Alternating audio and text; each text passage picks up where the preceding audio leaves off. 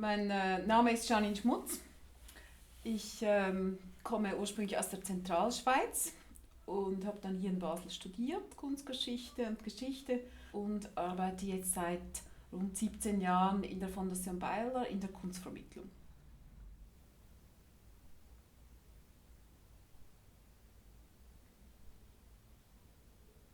Also im Grunde nicht, aber ich habe bereits als Studentin in verschiedensten Museen Führungen gemacht, zum Teil eben durch die aktuellen Kunstausstellungen, dann aber auch kulturgeschichtliche Themen, war bei einem Frauenstadtrundgang dabei und habe auch draußen in der Natur auf einer Burg Führungen gemacht.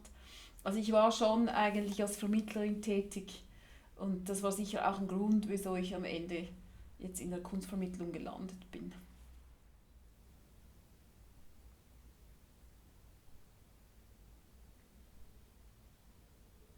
Ich denke, es ist schon gut, wenn man entweder ein Kunstgeschichtsstudium gemacht hat oder auch an der Kunsthochschule studiert hat, weil im Grunde geht es darum, ein Verständnis für die Kunst im breitesten Sinne zu entwickeln und dann auch verschiedenste methodische Möglichkeiten zu lernen, wie man das auch an verschiedenste Zielgruppen vermitteln kann.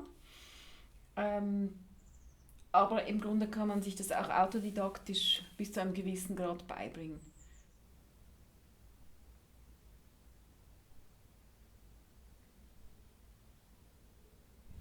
Ja, wie sieht ein typischer Tag aus? Das ist immer etwas unterschiedlich. Also eigentlich sehen die Tage sehr unterschiedlich aus, und doch mache ich immer wieder ähnliche Sachen. Ich denke, es gehört viel Routine dazu. Also wenn ich morgens komme, dann checke ich zuerst mal meine Mails, schaue, was hat sich vom Tag vorher schon erledigt. Oft gibt es dann Sitzungen ab 10 Uhr bis am Mittag, entweder mit meinem Team oder dann auch mit verschiedensten ähm, Abteilungen des Hauses. Nachmittags eigentlich das Gleiche, manchmal auch Telefonate dazwischen, und oft sind die Tage dann so bis 18:30 Uhr gefüllt, und ab und an gibt es auch noch Abendanlässe, also sei es Führungen jetzt zum Beispiel für den Art Club oder die Freunde oder auch größere Geschichten. Auf meinem Tisch sind eigentlich viele Personalanliegen, und deswegen braucht es auch immer viele Sitzungen und Gespräche.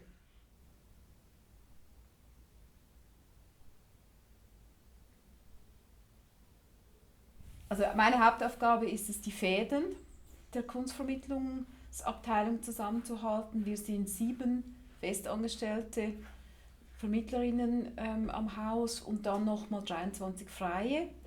Das heißt, bei mir geht es im Grunde hauptsächlich darum, Konzepte entweder zu entwickeln oder auch abzusegnen, aber auch neue Projekte in Angriff zu nehmen, Strukturen zu optimieren, Abläufe sinnvoll zu gestalten und dann vor allem auch Informationen weiterzugeben, weil ich halt in vielen Sitzungen sitze, wo ich Informationen bekomme, und die müssen dann wieder ans Team. Das heißt, ich mache zwar ab und an auch Vermittlungsveranstaltungen, aber im Grunde bin ich hauptsächlich mit der Projektkoordination und eben der Abteilungsstation etc. beschäftigt.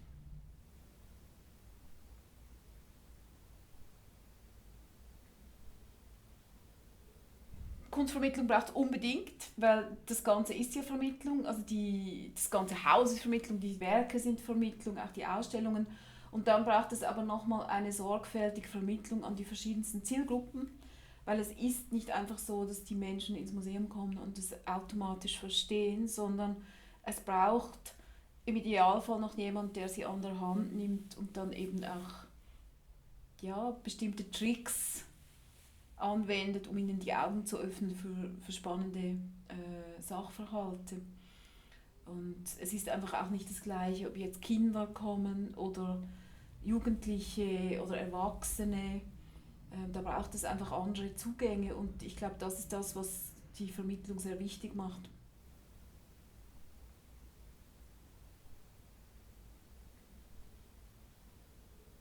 Je nach Inhalten ganz verschiedene. Für zum Beispiel kleine Kinder machen wir das oft interaktiv und spielerisch, also spielerische Zugänge. ganz einfache Aufgaben wie zum Beispiel zum Snowman, dass man mit Wattepads und Perlen und kleinen Stöckchen oder so einen Schneemann legt, um sich eben mit diesem Objekt auseinanderzusetzen. Oder dann auch mit Knete, um vielleicht den Hasen, der auf dem Nordteich installiert ist, nachzuformen oder was Eigenes zu formen, bis hin zu ganz komplexen Inhalten von irgendwelchen Kunstliebhabern, die sich in der Kunstgeschichte gut auskennen. Also auch da kann man mit spielerischen Ansätzen variieren, aber dann ist einfach der Inhalt viel komplexer.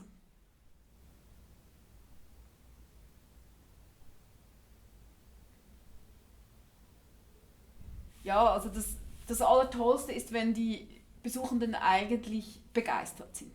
Also wenn sie ins Museum kommen, etwas sehen und dann begeistert wieder rausgehen. Weil dann ist emotional etwas passiert, das sie auch mitnehmen und mit dem sie sich vermutlich auch später inhaltlich noch weiter auseinandersetzen werden. Und das Gute ist ja bei solchen großen Ausstellungen, dass oft für alle etwas dabei ist. Man muss nur einfach schauen, dass man diese Brücken schlägt oder eben, dass dieser Funke irgendwie springt.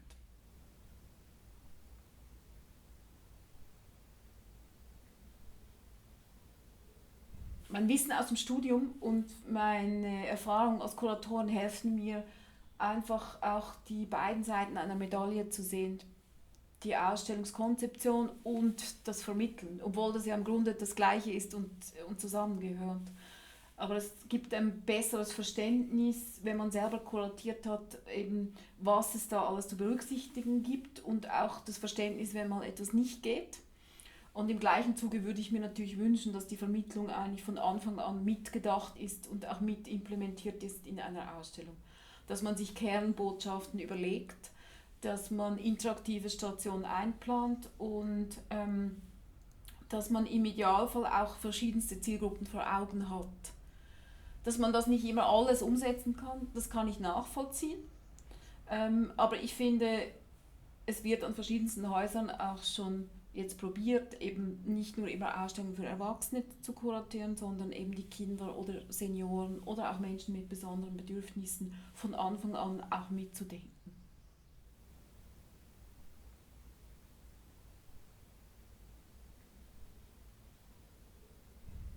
Also ich stehe selbstverständlich mit anderen Institutionen im Austausch. Ich würde sogar noch gerne mehr im Austausch stehen. Meistens in Bezug auf neue Projekte. Also wenn wir zum Beispiel neue Projekte andenken und wir sehen, das Haus XY hat hier schon Erfahrung, dann nehmen wir Kontakt auch und fragen nach, gibt es Expertisen, gibt es irgendwie Erfahrungswerte, worauf müssten wir achten. Also das war zum Beispiel jetzt vor 2 Jahren der Fall, als wir mit Kindergartenprojekten gestartet sind. Da haben wir dann mit verschiedensten Häusern Kontakt aufgenommen, die eben schon Angebote für 3- bis 4-Jährige machen und haben uns dort das Know-how geholt. Wir stehen aber auch regelmäßig in Kontakt mit den Basler Institutionen. Es gibt in Basel wunderbarerweise so eine AG Bildung und Vermittlung und da trifft man sich 5-mal im Jahr, jeweils zu einer großen Gruppe, immer an einem anderen Haus und hat dann meistens Einblick in 2 Projekte und kann nachher noch die Institution besuchen oder sich längerfristig noch mit den Kunstvermittlern des Hauses austauschen. Das ist eigentlich eine ganz tolle Sache, weil man sich dann auch persönlich kennt und eben mal kurz anrufen kann und fragen kann, gibt es irgendwas Neues, was ich jetzt irgendwie, ja, was ich spannend fände oder wo man sich drüber austauschen kann.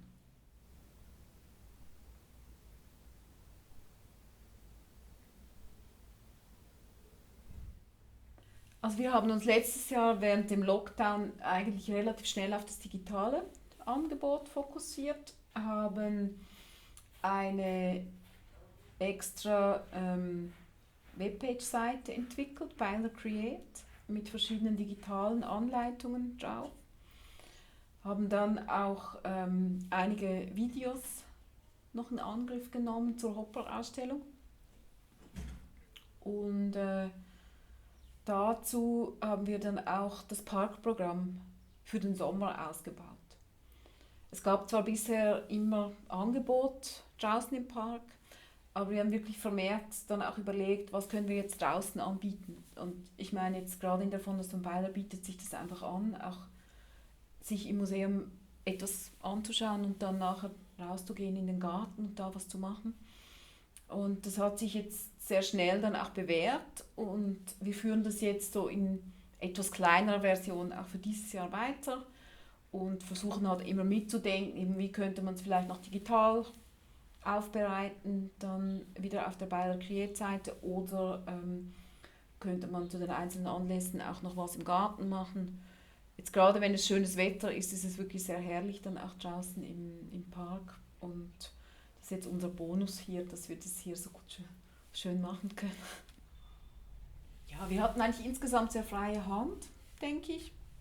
Natürlich haben wir das Inhouse abgesprochen, aber weil es ja neu war, also zumindest das digitale Angebot, musste man halt zuerst mal Erfahrungswerte haben, wie wird es angenommen, wird es überhaupt gebraucht, sind die Leute dankbar darüber oder gibt es einfach in der Zwischenzeit auch zu viel? Also weil jedes Haus hat dann plötzlich angefangen, digitale Sachen zu machen. Und was sicher ein Punkt ist, wir haben auch gemerkt, digitales Angebot, also gerade auch Zoom-Führungen oder Führungen mit Live-Übertragung, dann auch zu den Besuchern nach Hause, das ist sehr aufwendig. Also es ist auch technisch sehr aufwendig. Videoproduktion ist teuer. Das heißt, wir konnten das jetzt für letztes Jahr in erster Linie produzieren, weil wir andere Formate nicht anbieten konnten. Und so war es dann auch irgendwie gut möglich. Aber natürlich selbstverständlich müsste man es sonst frühzeitig einplanen.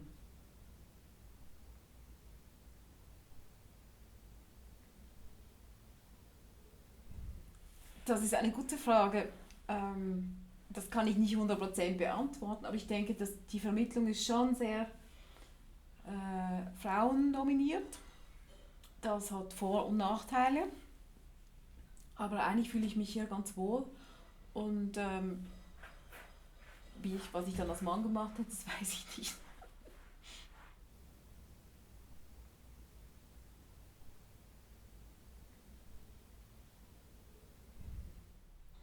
Ich würde sagen, die Vermittlung ist sehr wichtig, weil dadurch Diskurse ausgelöst werden über bestimmte Inhalte, die eben an die Öffentlichkeit gehen. Das natürlich auch irgendwie zu neuen Thematiken oder Ideen oder Auseinandersetzungen inspiriert. Also ich sehe die Kunstvermittlung immer als ein Werkzeug im Grunde, um bei den Besuchenden etwas auszulösen. Und im besten Fall natürlich emotional und dann auch intellektuell oder auf welchen Ebenen auch immer. Also es muss etwas ausgelöst werden und dann passiert es nachher bei den Besuchenden. Und das ist durchaus auch, wird von der Vermittlung natürlich angeregt oder speziell nochmal befördert. Oder man bringt die Leute vielleicht nochmal extra zum Denken oder Fühlen oder Spüren oder Sehen.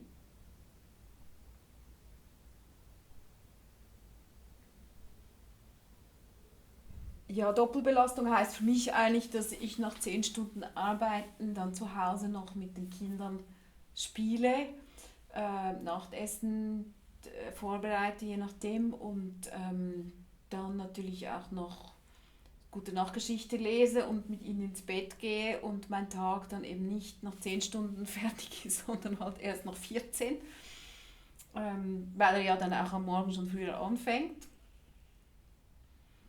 Ich glaube, im besten Fall ist es nicht nur eine Doppelbelastung, sondern auch eine Doppelfreude.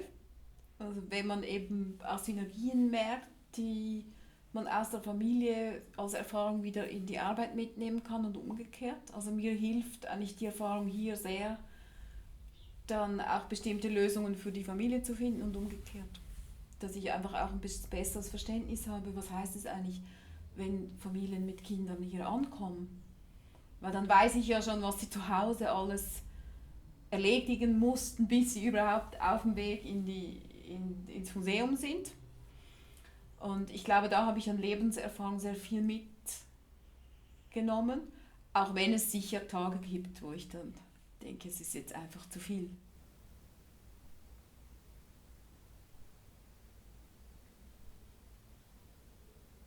Ich glaube, meine größte berufliche Krise, die hatte ich bevor oder just in dem Moment, wo ich hier angekommen bin, weil ich damals eigentlich sehr gerne noch länger in Deutschland geblieben wäre. Ich war vorher an einem Künstlerhaus, habe das Leben dort mit den Künstlern auch sehr genossen und für mich hat es lange gedauert, bis ich dann wieder in der Schweiz und hier in einem doch sehr etablierten Haus angekommen bin.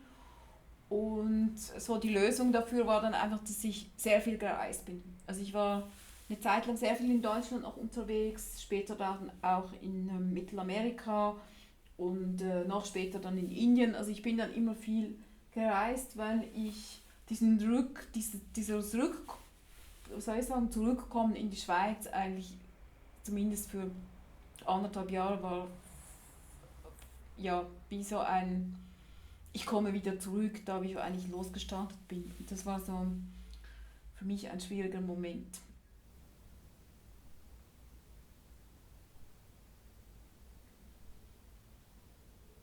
Eine sehr gute Investition waren die 2 Jahre im Ausland.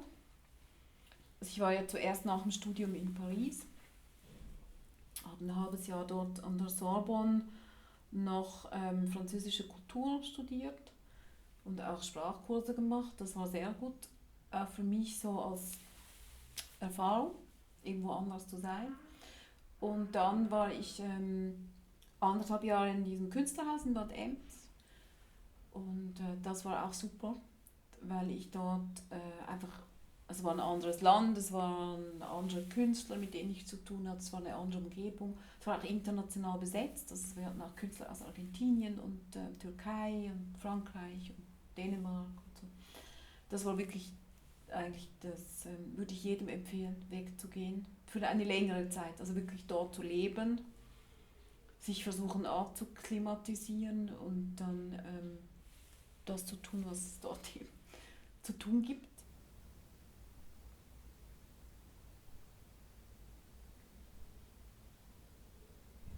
Also ich würde meinem jüngeren Ich raten, noch ein bisschen mehr experimentiert zu haben. Ich habe das zwar viel gemacht, aber vielleicht hätte man da noch einen Tick zulegen können.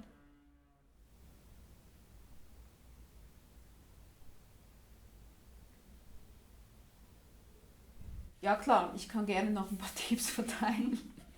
Also ich fände es gut, wenn ihr alles mitnehmt, was euch irgendwie über den Weg läuft. Irgendwelche Auslandaufenthalte, Reisen, ähm, Yoga-Weekend, ich weiß nicht wo. Also alles, was man als, ich würde sagen, einen bunten Strauß an Erfahrung mitnehmen kann, hilft euch nachher, gerade in der Vermittlung.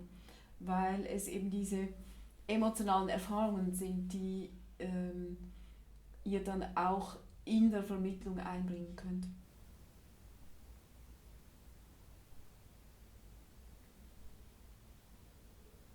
Ja, ich denke schon, dass man sich bewusst sein muss, dass das Kunstfeld einfach auch ein Liebhaberfeld ist und man sich schon auch gutes Rüstzeug zulegen muss, Berufserfahrungen sammeln muss, um überhaupt am Ende irgendwie irgendwo Fuß zu fassen. Ich denke, das ist schon wichtig. Also Berufserfahrung zählt, aber auch überhaupt Lebenserfahrung zählt. Und da würde ich einfach vorschlagen, neben dem Studium so viel wie möglich zu sammeln. Also im Grunde den Lebenslauf anfüllen mit verschiedensten Erfahrungen. Ich finde die Kunstvermittlung nach wie vor spannend. Man hat mit Inhalt zu tun, man hat mit verschiedenen Zielgruppen und Menschen zu tun und man hat auch die Möglichkeit, die verschiedenen Inhalte immer wieder neu aufzubereiten. Das heißt, es ist immer wieder neu und das gefällt mir gut. Aber also wenn man gerne etwas Lebhaftes und auch etwas Freiheitliches erlebt, dann ist man in der Kunstvermittlung schon am richtigen Ort.